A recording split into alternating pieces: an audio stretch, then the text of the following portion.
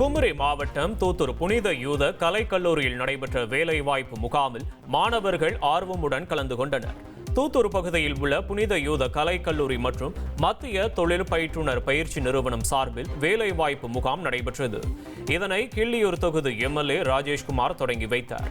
இந்த முகாமில் கல்லூரி நிர்வாக அலுவலரும் ஓய்வு பெற்ற நீதிபதியுமான பிரபுதாஸ், கல்லூரி முதல்வர் ஆன்லெட், தென்மண்டல மத்திய தொழில் பயிற்றுனர் பயிற்சி அலுவலர் சுரேஷ்குமார் உள்ளிட்ட பலர் கலந்து கொண்டனர். முகாமில் 50க்கும் மேற்பட்ட நிறுவனங்கள் கலந்து கொண்டு மாணவ மாணவிகளை தேர்வு செய்தனர்.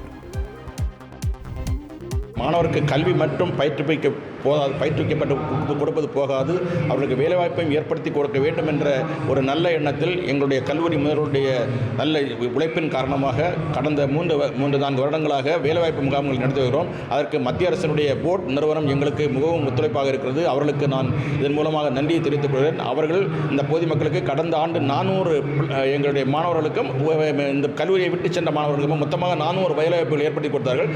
அதே எண்ணத்துடன் இந்த வருடம் வந்திருக்கிறார்கள், பல கம்பெனிகள் வந்திருக்கிறார்கள். சுமார் 400க்கு மேற்பட்ட மாணவர்கள் ஆன்லைன் மூலமாகவும், இன்று 200க்கும் மேற்பட்ட மாணவர்கள் நேரடியாகவும் பதிவு செய்துள்ளனர். பல்வேறு நிறுவனங்கள் தங்களுக்கு தேவையான மாணவர்களை நேர்முக தேர்வோடு எடுத்துக்கொண்டிருக்கிறார்கள். இனி செல்லும் இடமெல்லாம் செய்தி. தந்தை டிவியின் வாட்ஸ்அப் சேனலை ஃபாலோ பண்ணினா செல்லருக்கும் இடமெல்லாம் செய்தி. இதோ QR கோட் இப்பவே ஸ்கேன் பண்ணுங்க, ஃபாலோ பண்ணுங்க.